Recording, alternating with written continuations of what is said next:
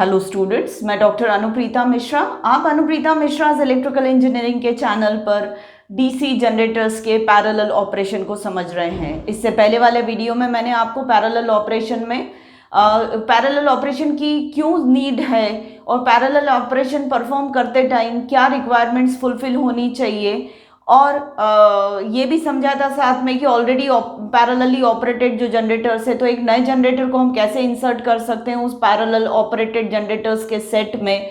साथ में मैंने आप लोगों को कैरेक्टरिस्टिक्स भी बताया था डीसी जनरेटर का, जो कि मैं यहाँ पर शंट डीसी जनरेटर से रिलेटेड पैरेलल ऑपरेशन बता रही हूँ। ये शंट जनरेटर है, ये फील्ड वाइंडिंग है, और ये आर्मेचर है, ये फील्ड वाइंडिंग है, ये आर्मेचर है। तो यहाँ पर मैं आपको शंट जनरेटर से रिलेटेड पैरेलल ऑपरेशन बता रही हूँ। तो ड्रूपिंग कैरेक्टरिस्टिक्स भी शंट जनरेटर का ही है। ड्रूपिंग का मतलब नीचे जाने वाला कैरेक्टरिस्टिक्स। तो जैसे जैसे लोड बढ़ता जाता है वोल्टेज जो है आर्मेचर रिएक्शन और IaRa ड्रॉप की वजह से ज़्यादा स्पीड से कम होता चला जाता है। तो प्रीवियस वीडियो की कंटिन्यूटी में ही मैं आज का डिस्कशन कैरी फॉरवर्ड कर रही हूँ। जो जनरेटर है यहाँ पर इस कैरेक्टरिस्टिक से हम समझ सकते हैं कि जिस जनरेटर का ज़्यादा स्टीप ड्रूपिंग कैरेक्टरिस्टिक्स है, ज़्यादा ड्रूपिंग नेचर है, वो जनरेटर एक पर्टिकुलर वोल्टेज पर, ये टर्मिनल वोल्टेज जो है ये होता है लोड के अक्रॉस का, तो एक पर्टिकुलर टर्मिनल वोल्टेज पर ज़्यादा ड्रूपिंग नेचर वाला जो जनरेटर है वो कम लोड कैरी करता है, और जिसका नेचर कम ड्रूपिंग वाला है वो ज़्यादा लोड कैरी करता है। मतलब कौन ज़्यादा लोड शेयर कर रहा है? जिसका कम ड्रूपिंग कैरेक्टरिस्टिक्स है। मतलब I2 ग्रेटर है I1 से, I2 ग्रेटर है I1 से। ये इसका ज़्यादा स्टीप ड्रूपिंग कैरेक्टरिस्टिक्स है, इसका कम ड्रूपिंग कैरेक्टरिस्टिक्स है। तो एक पर्टिकुलर लोड वोल्टेज पर या टर्मिनल वोल्टेज पर कहना चाहिए जिसका ज़्यादा स्टीप ड्रूपिंग कैरेक्टरिस्टिक्स है वो कम लोड शेयर करता है, मतलब उससे सप्लाई होने वाले करंट की क्वांटिटी कम होती है। तो वही जैसा यहाँ पर G1 है, जनरेटर 1 है, तो वो बताया हुआ है। लास्ट वीडियो में मैंने आपसे ये भी कहा था कि इस जनरेटर को जब मैंने इंसर्ट किया था तो इस स्विच के अक्रॉस मैंने एक वोल्ट मीटर लगाया था और ये स्विच ओपन था, और इसके अक्रॉस एक वोल्ट मीटर लगाया था, और उस वोल्ट मीटर के अक्रॉस जब वोल्टेज 0 होता है तब हम इस जनरेटर को ऑलरेडी पैरेलली ऑपरेटेड जनरेटर्स के सेट में इंसर्ट करते हैं। हम क्या करते हैं यहाँ पर फील्ड वाइंडिंग का एक्साइटेशन धीरे धीरे बढ़ाते चले जाते हैं, और वो जब इस जनरेटर का जनरेटेड वोल्टेज बढ़ते बढ़ते इतना हो जाता है कि बस बार के अक्रॉस के वोल्टेज के बराबर हो जाता है, तब ये वोल्ट मीटर का जो वोल्टेज होगा वो 0 होगा, और वो टाइम मोमेंट ऑफ टाइम होगा जब हम इसको इस जनरेटर को हम ऑलरेडी पैरेलली ऑपरेटेड जनरेटर के साथ इंसर्ट कर देते हैं। मतलब उस पैरेलल ऑपरेशन में हम इसको इंसर्ट कर देते हैं।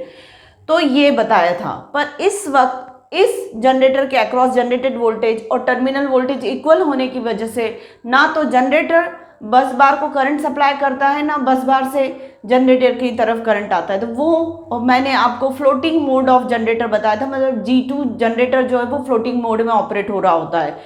पर अगर इसका जनरेटर का एक्साइटेशन थोड़ा सा और बढ़ा दे हम, तो इस जनरेटर का जनरेटेड वोल्टेज टर्मिनल वोल्टेज से, मतलब बस बार के वोल्टेज से ज़्यादा हो जाएगा, और करंट जो है वो जनरेटर से बस बार की तरफ फ्लो होने लगता है, और ये जनरेटर अपने जनरेशन मोड में काम करने लगता है। तो एक मोड मैंने आपको फ्लोटिंग बताया था, और अभी अभी मैंने आपको जनरेटिंग मोड बताया जब करंट जनरेटर टू बस बार फ्लो होता है।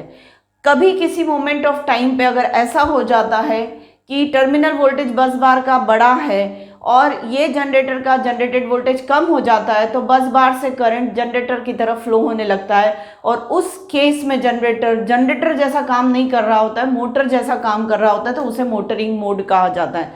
तो जब पैरेलल ऑपरेशन में जनरेटर काम कर रहे होते हैं तो 3 टाइप के मोड्स हो सकते हैं, एक फ्लोटिंग मोड और एक जनरेटर मोड, और एक किसी पर्टिकुलर प्रॉब्लम की वजह से या कुछ लोड चेंजेस की वजह से कोई जनरेटर मोटरिंग मोड में भी काम कर सकता है, पर वो बहुत ही कम देर के लिए होना चाहिए, ये पर्टिकुलर सिस्टम का इक्विलिब्रियम ऐसा होना चाहिए कि वो जनरेटर तुरंत मोटरिंग मोड से बाहर आके जनरेशन मोड में काम करने लगना चाहिए, और ये बहुत ऑटोमेटिक होना चाहिए।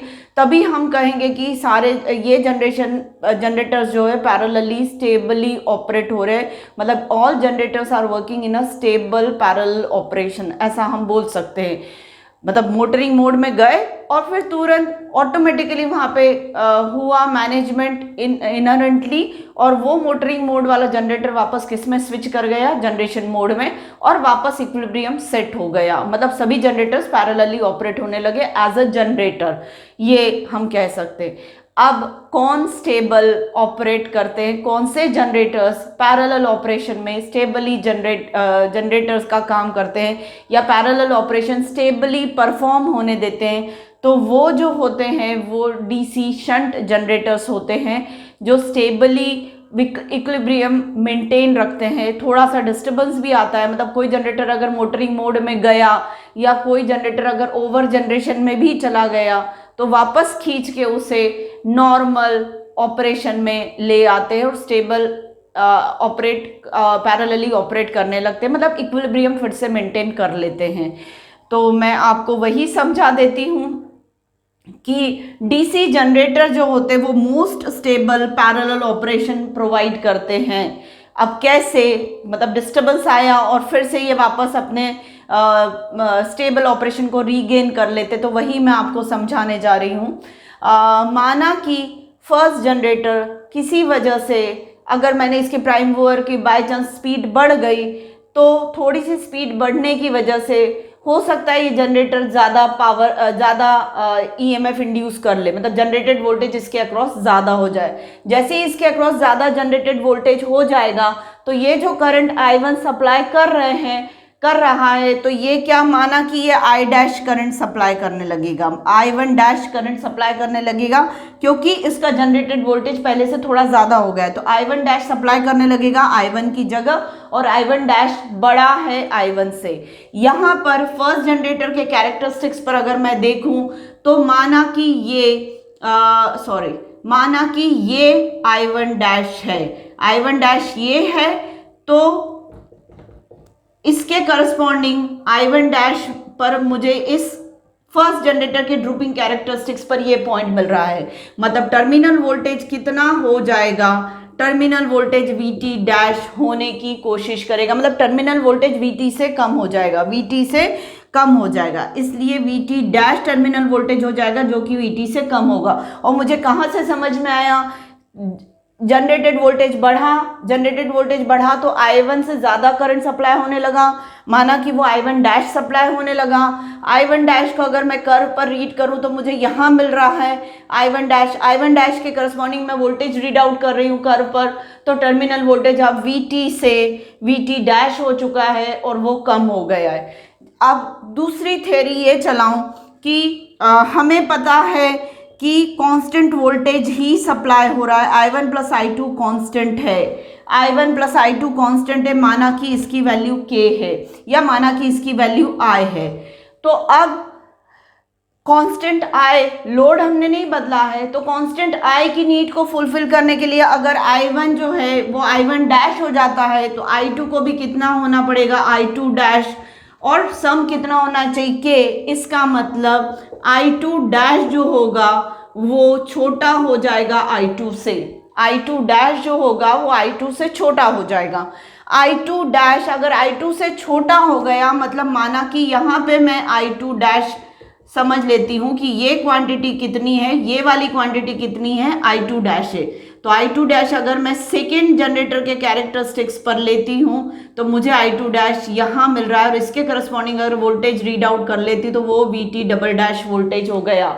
मतलब सेकेंड जनरेटर लोड कम, उसका शेयरिंग पार्ट कम होने की वजह से वोल्टेज ज़्यादा बढ़ाने की कोशिश करेगा, और फर्स्ट जनरेटर ज़्यादा लोड शेयरिंग की वजह से टर्मिनल वोल्टेज को रिड्यूस करने की कोशिश करेगा। तो दो टर्मिनल वोल्टेज लोड के अक्रॉस तो हो ही नहीं सकते, तो ये मैकेनिज्म, दोनों पैरेलली ऑपरेटेड जनरेटर एक दूसरे के कॉन्ट्राडिक्टरी बिहेवियर को या एक दूसरे के बिहेवियर को कॉन्ट्राडिक्शन में नल एंड वॉइड कर देंगे।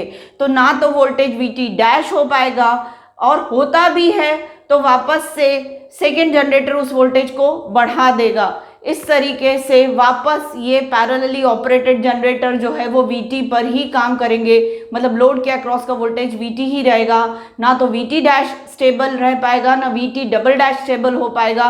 वो वापस आके कितना वोल्टेज कर देंगे, दोनों मिलके उस डिस्टर्बेंस को वाइप आउट कर देंगे और वापस से वोल्टेज कितना हो जाएगा टर्मिनल के अक्रॉस VT।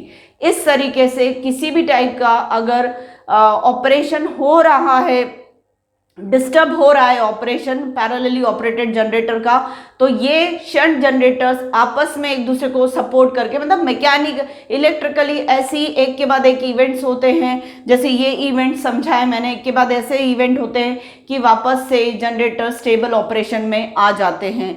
तो ये शंट जनरेटर का बिगेस्ट एडवांटेज है कि शंट डीसी जनरेटर्स जो होते हैं वो स्टेबल पैरेलल ऑपरेशन प्रोवाइड करते हैं। अब आप कहेंगे कि क्या कंपाउंड डीसी जनरेटर पैरेलल में ऑपरेट नहीं कर सकते, चाहे क्यूमुलेटिव कंपाउंडिंग हो या फिर डिफरेंशियली कंपाउंड हो?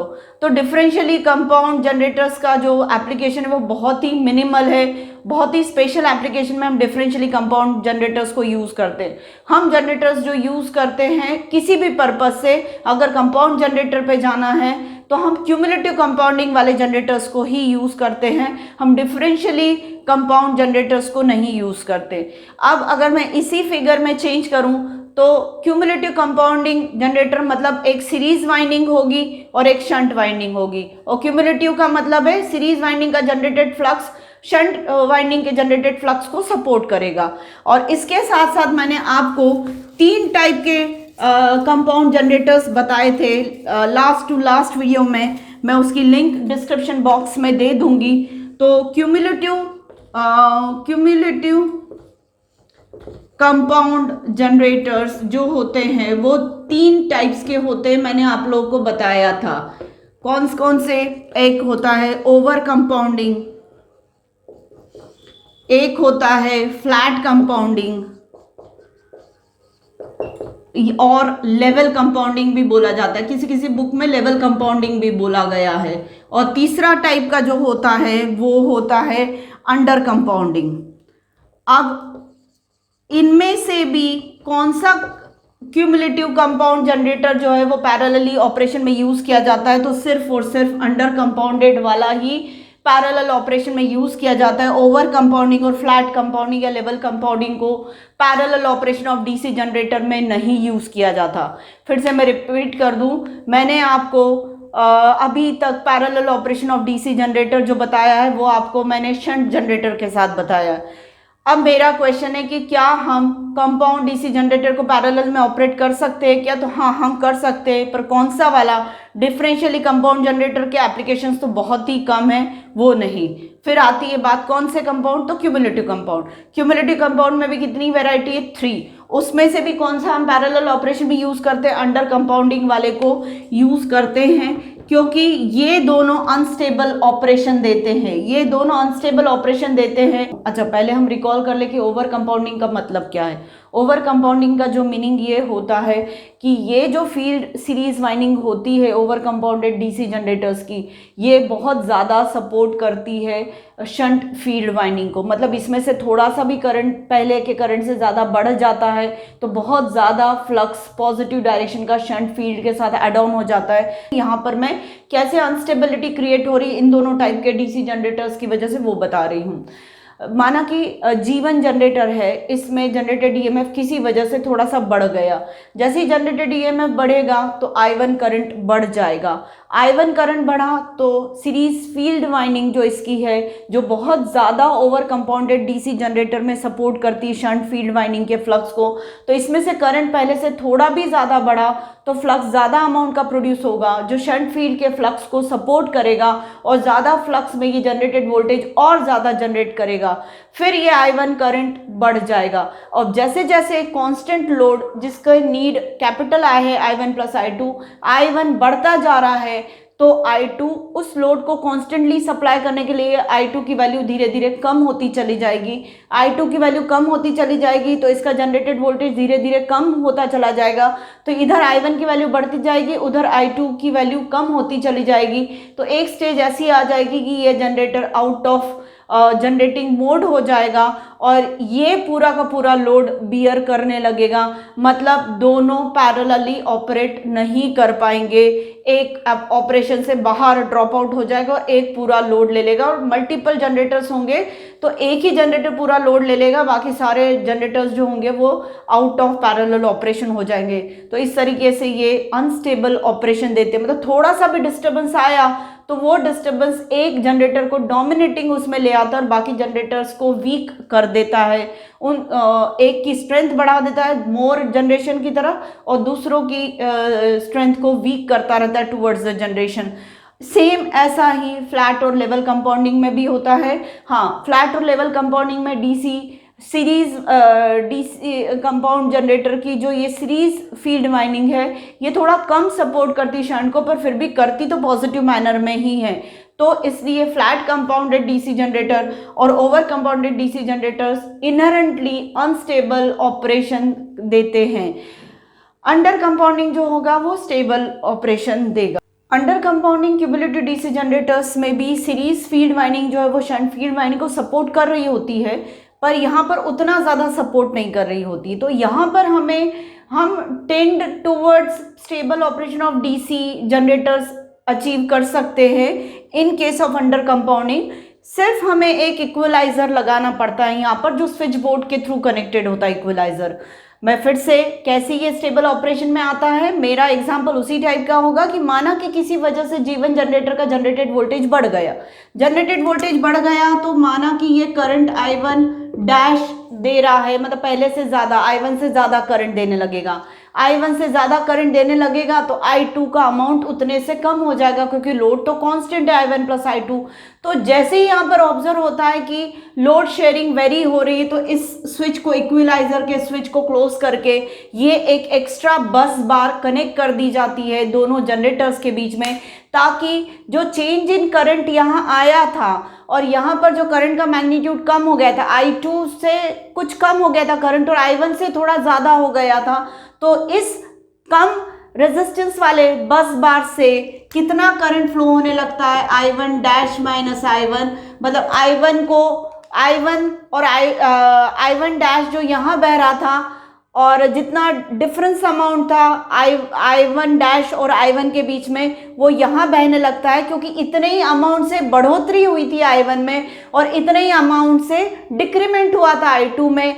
तो वो एक्स्ट्रा करंट जो यहाँ बहने वाला था वो एक्स्ट्रा करंट जितने से I2 में कमी आई है उधर डाइवर्ट कर दिया जाता है, तो टोटल सम लोड सप्लाई का फिर से I1 प्लस I2 ही रहता है। इस तरीके से इक्वलाइजर की मदद से हम अंडर कंपाउंडेड डीसी जनरेटर्स का पैरेलल ऑपरेशन अचीव कर सकते हैं। तो उम्मीद है आपको मेरा explanation regarding stable operation of DC generator समझ में आया होगा, जिसमें डीसी शंट जनरेटर को मैंने समझाया और डीसी कंपाउंड जनरेटर का पैरेलल ऑपरेशन मैंने बताया। साथ में ये बताया कि ओवर कंपाउंडेड और फ्लैट कंपाउंडेड डीसी जनरेटर्स जो रहते हैं वो इनहेरेंटली अनस्टेबल ऑपरेशन देते हैं, तो हम इनको यूज़ ही नहीं करते हैं। हाँ, अंडर कंपाउंडेड को कैसे यूज़ करना है तो वो इक्वलाइजर की मदद से हम यूज़ करते हैं। सेम एक्सप्लेनेशन आप सीरीज डीसी जनरेटर के पैरेलल ऑपरेशन में भी कर सकते हैं, जिसमें आपको ये शंट फील्ड वाइंडिंग नहीं मिलेगी, पर वहाँ पर भी आप स्टेबल ऑपरेशन अचीव कर सकते हैं इक्वलाइजर लगा के, पॉसिबल है। तो इस तरीके से parallel operation of DC generator का ये पर्टिकुलर पार्ट कंप्लीट होता है। इसके बाद मैं आपको एक प्रॉब्लम सॉल्व करके बताऊंगी parallel operation of DC generators का, तो आपको चीज़ें क्लियर हो जाएंगी। आज के वीडियो में इतना ही कंटेंट काफ़ी है, तो प्लीज़ अगर आपको समझ में आया हो तो मेरे आज के वीडियो को लाइक करें, मेरे चैनल को सब्सक्राइब करें और मेरे वीडियोस को ज़्यादा ज़्यादा शेयर करके ज़्यादा से ज़्यादा फ़ायदा उठाने की कोशिश करें। Thank you.